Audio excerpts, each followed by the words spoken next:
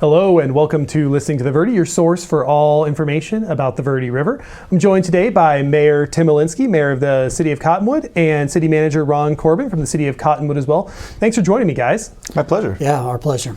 Well, we've got a kind of wide range of questions about the river, what it means to the city, how you guys have had relationships with it over your life. But I thought I'd start with something just really big picture. And that's, Mayor, what does the Verde River mean to the City of Cottonwood in general? Well, it's really the reason why the City of Cottonwood was founded. So it means everything to the City of Cottonwood. I mean, dating back to, the Sinagua Indians that settled in this valley. I mean, we wouldn't be here were it not for the Verde River. Yeah. And tell me a little bit about your relationship with the river, just in general. When was the first time you came and visited it? What's it like today? Yeah, that's great. That's a good question. Well, I grew up on the East Verde River, so tributary of the Verde, and I had an aunt that lived here in Cottonwood. So, I mean, my earliest memories are driving from Payson to Cottonwood, and she lived real close to the river, so we would go down and visit it. And it's remarkable how different sort of the river culture is today in the whole Verde Valley. At that point, it was definitely a great place to visit, but it was fairly rough, and it was difficult to find access to the river. But now, there's so much going on in Clarkdale to Camp Verde around the river. We've really recognized that it's something that it has a lot of value for recreation, but also tourism, and so it's just been fantastic to see so much focus. It's funny, I have a similar experience. I used to come up here with my dad fishing at Dead Horse State Park all the time. Some of my earliest memories are doing that. And there were a ton of no river access signs, but you couldn't find a river access sign, anywhere in town. Yeah. Ron, hearing a little bit about what the river means to the city in general, how does that impact how you do things day to day in your job, actually managing and operating the city? Well, it's always at the on the mind. And so when I was hired almost 3 years ago, one of the priorities of the council was to become more connected with the river. And so you guys were just talking about river access point, and we're always looking for opportunities to increase river access. The community knows there's a river there. It's where all that green stuff is, but there's not a whole lot of places in Cottonwood to connect with the river. So we're always looking for ways to increase that education and connection to the river. So we have the jail trail down there that we work with Dead Horse State Park on, that you can touch the river. And then other than that, there's not a whole lot of places that you can access it. It's either private property or there's no road or no signage. So one of our goals is to increase access. But when it comes to managing the city, it's really just a reminder of the water situation. And so while the river doesn't run robust through our city all the time, given the ditches and the farming and the ranching and different things going on, it's always on our mind. So when we look at developments, when we look at our policies and procedures, it's just always there. So when we look at our strategic plan, outdoor economics is a huge piece of our strategic plan. We believe that it's not something to keep a secret. We believe it's something to share. And so while we're the heart of Arizona wine country, we believe there's a strong connection to the river. So we believe it's a part of our tourism. We believe it's a part of our economic development. And we think it's a part of our quality of life. So part of our motto, our mission statement is to inspire a vibrant community. And that's really about the river. And so we believe that it is important. So it doesn't matter what it is we're doing or thinking about, it's always a piece of the decision-making process. It's always a piece of what is going on. Well, that's incredible to hear that it's permeated so completely through the way that you're doing your work. But so you mentioned a couple of the things about the river, not flowing, really coursing through the city of Cottonwood in some areas. What do you guys, and really just your perspective, it doesn't have to be like the perfect scientific answer in the world. What do you see as some of the threats facing the river? And we can talk a little bit about challenges after that. I think one of the biggest threats facing the river right now is climate change, really. I mean, I've noticed over my brief lifetime, a difference in just the flow of both the East Verde, which I drive by frequently, and of course the Verde River as well. And that's, that far and away, I think is the biggest threat facing the river right now. Again, not a scientist, but obviously, people like to point fingers at development, and that's very true. We certainly are very mindful of how many homes are being developed, but more than that, what I really focus on most is per capita use. and making sure that we're as low as we possibly can be on per capita use. So since we bought the private water companies, we've we've pumped I think about 30% less from the aquifer.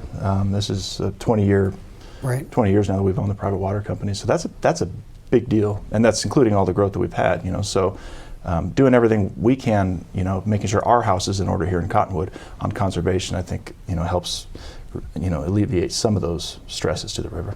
I want to follow up on that in a second, just because I think there's a really big disconnect that people assume that growth always means more water use. And sometimes it does, but sometimes if you take conservation measures to come along with it, fix some of those existing infrastructure problems, it doesn't have to. But before we get into that, I want to make sure you have a chance to speak to it too, Ron. What do you see as some of the threats? Well, I let him go first so that he steals my answers and I don't steal his. The drought.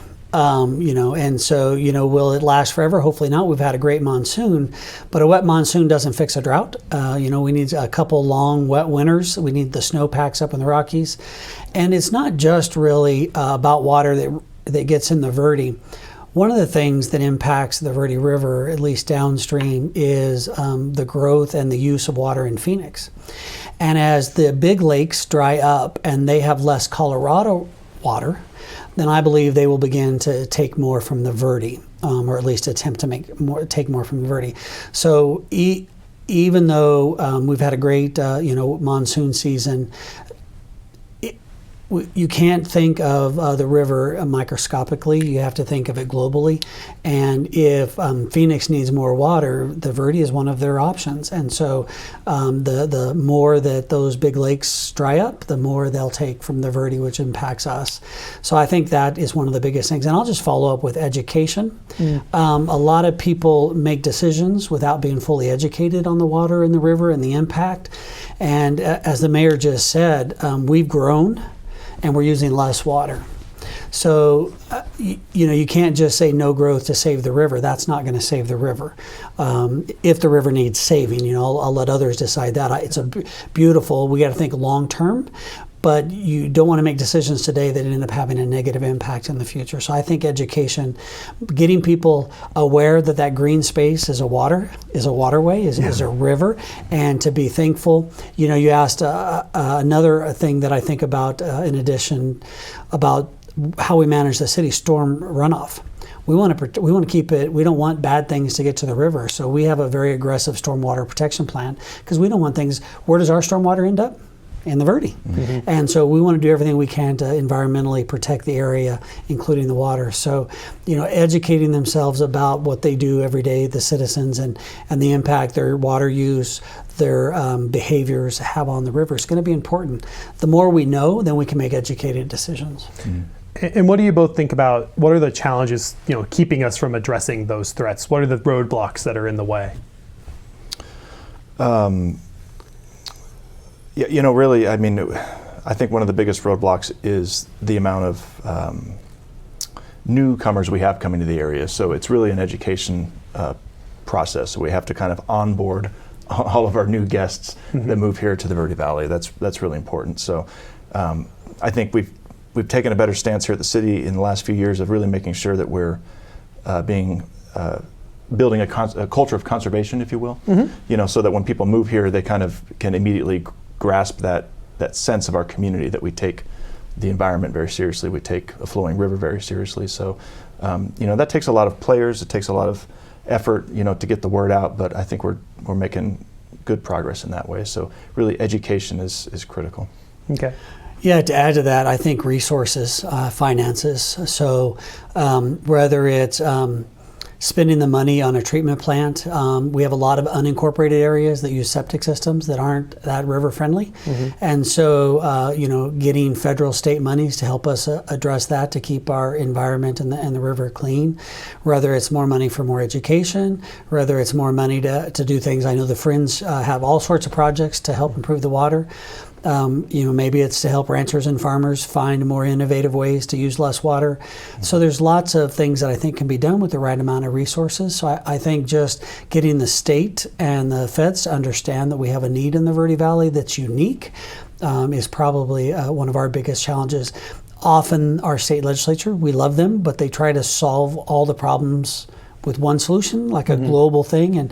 And I'm not a native of Arizona. I've only been here 21 years. You got a head start on most Arizonans. Yeah, but I'm not native. I was not born or raised in the area. I didn't get to jump in the creek when I was a kid. This creek. Now in Arkansas, there are lots of creeks and crawdad fishing and stuff, but we'll save that for another interview. But it's just the Verde needs to be addressed differently than the Colorado, and making sure that our legislatures and elected officials understand that, and that they know that it's going to take creative solutions and money to help fix and address the issues that we have in the area. And I mean, following up on that a little bit, like, what are some of the things that we need to be spending those resources on? Well, I think research is one of them. I think we need to make sure we know what we're doing. We hear lots of different things about how much water's under the ground, and everybody's got a different opinion because, according to our information, there's lots of water under the ground, and we're recharging it on a regular basis, and we're using less than we used to. So I think spending that money to really figure it out and then educate the folks. River cleanup, some of the work that you guys do, I think would be important. And then money for conversion of septic systems. It's going to take a lot of money to do some of those unincorporated areas, but I think it's money well spent at some point by the states or the feds to convert those septic tanks into treated plants. Yeah, and I think that would go a long way because we recapture all the water that we deliver, except to the villages. Right. We can't recapture any of that water. It's all septic tanks, and we recapture it, we reuse it, and then we recharge it. That's a huge deal. Right. Absolutely. And septic tanks can work great if you maintain them, if you keep them going. But how many people are maintaining their septic tanks on a regular basis? Right. When was the last time any of us, who have septic tanks, went out and actually did a septic tank inspection? And if you haven't done that, how do you know how well your septic tank is working? Right. Well, thank you for that, guys. When we come back, I want to talk a little bit more about the city itself and some of the specific actions you guys can see moving forward. But we have to take a quick break, and so we'll see you on the other side. Thanks. Great.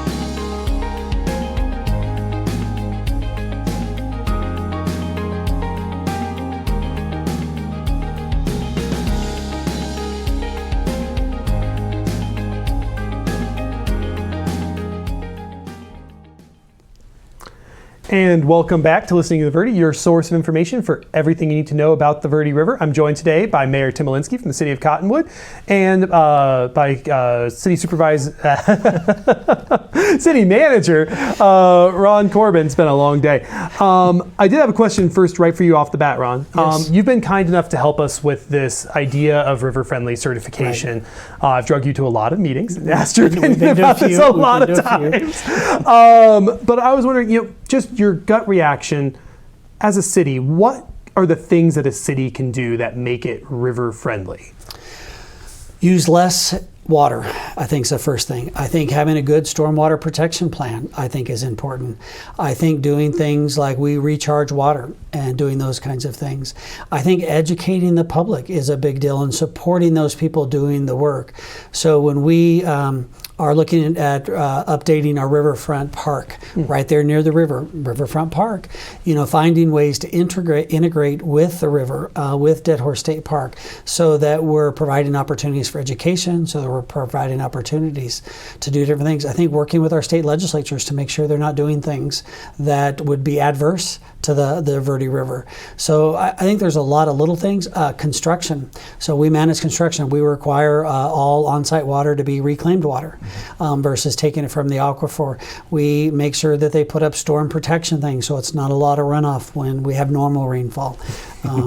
So it's those little things that I think add up significantly to providing for a better river. You've mentioned education a couple of times here in the conversation. This is maybe a little bit too detailed of a question, but how do we do that? No, I think it's fair. So the city council authorizes us to sponsor an elementary school education program. The mayor probably can talk more about it than I can, but we've been doing it for years. Oh, years and years. And we pay for that. And so we have Erin, I think's her name. Erin Cody. Yeah, she goes out into all the schools. We help fund that. And so, that's the kind of stuff that happens. I think the things that the Friends do, the Verde Days, the Bird Festival, all of those things add to educating people about this wonderful natural resource we have. Mayor Elinski, just not to put you too much on the spot here, but you've been kind enough to let us take a look at your home for one of our very first river-friendly certifications. And for those of you who aren't aware, the way this program is working is we've thought that if we can set some standards that help people understand whether they're a homeowner or a business owner or a municipal staff person, what are the sets of things that you need to do to make sure that you're doing your part to protect the river. If we can give people that information, they're going to act on it, they're going to do the right thing, and we're going to see behaviors start to change. Again, you've been kind enough to let us take a look at your home. Can you tell me a little bit, what was that process like? Why did you think it was a worthwhile thing to do? Well, I think anybody would find value in it. I mean, I think anyone who's visited the Verde River or has caught a glimpse of it would want to protect that river. It's a beautiful resource that we have here. So I think anybody would jump at the opportunity. It was great. It was seamless. You guys are very thorough when you came out. Nobody got hurt on my property, which is always a plus. Always good. Always good. No, it was, and I mean, certainly there's that feel-good element to it as well. But I think that everybody should go through that process. Great. Yeah. And so, zooming out a little bit here, since we've talked about some of the more details, what do you guys see as those core parts of solutions? We've talked about river-friendly stuff for cities. We've talked about what you've done at your home to be a little bit more river-friendly. If you could pick just one or two things from each of your perspectives, whether you want to answer as just a resident or as in your positions as a representative of the city, what are those top couple of things we need to do? I think that we need to make decisions that are based on education, based on science, that allow us to grow in a smart way. A lot of people don't like growth or subdivisions, those kind of things, but I would take a small subdivision over a bunch of 2-acre mansions with green lawns. We're going to use a lot less water. So I think that a balanced, educated response to growth is going to be super important for our community. That's probably my number one thing, is that because we've got people who don't want any growth, and the first thing they say is it's water or the river, and that's really not the issue. It's making sure that we can grow in a way that respects the river and respects the water. Yeah, I would agree with that. I think community vision, I think, would be really helpful, so that we all kind of have a shared vision of what our conservation efforts look like around the river. And I think, again, we do a really good job here in the Valley. We work really well together. There's the Verde Front organization. It's a collaborative, group of folks that land management agencies. Every city and town is represented there. Every person who would like to come. Yeah, anybody. Basically, the movers and shakers are all there. And then they have all the subcommittees. And then a few others. And then exactly. Some of the miscreants show up once in a while. But it's again that collective group, collective impact. We all have that shared vision with the Verde Front. I think getting that vision out to the community, so when folks move to the area, they recognize what that vision is and they adhere to it, and frankly they're drawn to it, which is what we're really trying to do with our development communities, make sure that that they're doing developments in a way that is good for the environment, as less impact on our natural resources as possible. And then that's really a marketing tool that they have to make sure they're marketing to the folks that we really want to move to our area. We know we're going to grow. Who are we going to attract to this community? That's really the important thing. Are we going to attract folks from Palm Desert who thinks that water just bubbles out of the desert mysteriously and they want swimming pools and this, that, and the other? Or do we want to attract folks that came out here for the Bird and Nature Festival and want to preserve that here in our community? Yeah, and I think it raises some really important and challenging questions, right? Like, if we're going to see all this growth happen, how do we continue to maintain like affordable housing for the people who are already here? That's something we hear about all the time. I did want to ask a couple of questions here as we wrap up, but before we get into those, just something that came to mind while you guys are speaking. We have a lot of different municipalities here. We've got the county. How do you guys all talk to each other and plan together? Because it seems like, you could make Cottonwood the perfect place on earth and still screw up the river a lot if some of the other surrounding areas didn't play along. Mm-hmm. We have regular meetings. We really do. I think pre-COVID we would all meet in person, obviously, and we would have intergovernmental meetings. We'd have mayor-manager meetings, and where both sides of the county would come together, both over the mountain, the Prescott side and the Verde Valley side. That's the in-person meetings have tapered off, but there's still plenty of virtual meetings that we can attend, and we're talking now about trying to get us back in person because it is hard to really make those connections virtually. But yeah, it happens. It happens frequently. It does. So the one thing to remember, though, is we all have different priorities. And so we're not Camp Verde or Clarkdale. We're not the county. And unincorporated areas don't want to be Cottonwood, and we're okay with that. So we've got to learn to respect the differences. And I think engaging with people's like the Friends under the friendly living certification processes, whether it's subdivision housing or municipalities, I think supporting globally those kinds of programs so that we approach it from a different angle. Rural area, Arizona wants to say rural, the unincorporated areas don't want to be a part of a city. They like the rural lifestyle, and that's fine. But they still need to try to do things that help the river. So we're going to try to do the same in ours. It's just going to look different. So we continue to talk to each other, whether at meetings or otherwise. We have great volunteer groups like the Verde Front, the Friends, Nature Conservancy, all of those people working in the Verde Valley that I think help keep the elected officials and the leaders engaged. And I think that's probably part of it, is making sure that we have people like the nonprofits to keep the electeds and leaders accountable. Well, if you guys ever need more meetings, we can always set up more meetings for you guys. No, thank you. Max, real quick, the other thing I wanted to add is you talked about what the city is doing. The other thing is our long-term plan is connecting them to the river more. So we hopefully, before I resign someday or get kicked out or whatever the council does with me, we want to create a great connection, river access point here in the city of Cottonwood. Very important to our council. And so and all of our developments require trails and outdoor activities. So we're going to continue. You ask how we're going to educate, how we're going to get things done. We're going to do it by requiring it as part of growth and as part of development. And when we talk about our future park systems and our outdoor activities, it's going to include the river. And keeping it at the top of our to-do list is going to be how we're going to make sure it happens. Well, just a couple more questions here as we wrap up, one for each of you. Okay. Ron, I want you to imagine it's 2030. You've been wildly successful. Okay. Everything that you wanted to get done is done. What does Cottonwood look like, and how does that relate to the river? Well, it's 7-8 years away. I appreciate that you think I'll be here that long. That actually gives me hope. You better be.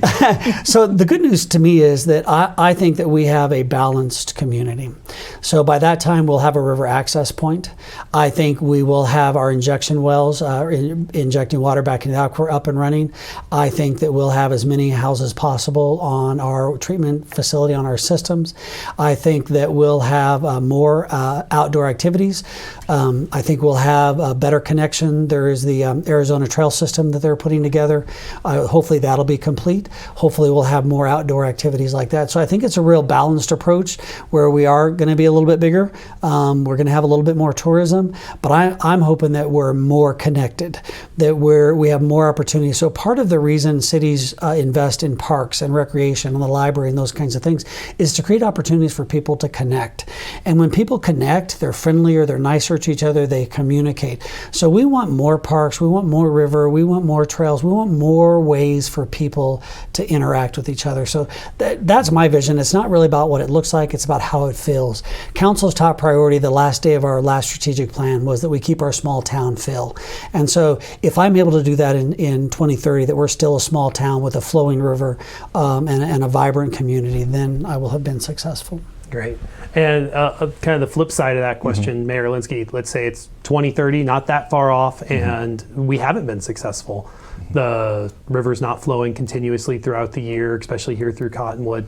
What would that mean to you? And yeah, we'll just leave it there. Yeah, and it's terrible vision, to Yeah, imagine it really that is. happening. Don't put it in the universe. Yeah. No, and I've visited other communities where San Pedro once flowed, or and you see that hollowness in the city or the community, where there's just a sandy wash at this point. And that's we're not going to let that happen here. We've got too many people with too much passion to allow that to happen. It would be a catastrophic thing to occur. So from our part, we're doing everything we can to make sure we're pumping less. We're recharging as much as we possibly can. So, we're just simply not going to let that happen. Right. We're not, and I don't want to end on that bleak note of despair. I want to say that when Ron, before he was officially working for the city, he came up and was house hunting with his wife. We had breakfast, and I told Ron then two very important things. I said the Verde River is paramount here, and second, we all work together. And Ron has really, he heard it that first day, and he's followed through with that. And we really do have so many very unique, wonderful things here in the Verde Valley. And definitely the river's foremost, but our shared vision, our ability to work together, whereas many other communities, there's turf wars, they quarrel, they try to one-up one another. We just simply don't do that. Though we have different visions for our community, we're very separate and distinct. We do work very well together. We are very respectful, and Ron has followed through with all of that. So, well, that's something that I've definitely noticed working with you both in the ways that we have. That I think it's something that people in our community maybe take for granted, that everybody just plays nice together, that we can recognize and respect the differences that we have. That, again, as you said, Ron, Cottonwood is not Camp Verde, it's not Clarkdale, it's not Sedona, it's not the unincorporated areas. But it's very easy for all of us to take for granted the fact that we have been able to work in a mutually supportive way, in a way that is respectful, and that so far have been successful in maintaining this river, really the last free-flowing alive river in the Southwest. Well, thank you both for joining us here today. I really do appreciate you making the time to have your busy schedules. This has been Listening to the Verde, and we'll see you next time. Thank you. Listening to the Verde is brought to you by Friends of the Verde River. Please visit verderiver.org/listening for more videos and resources.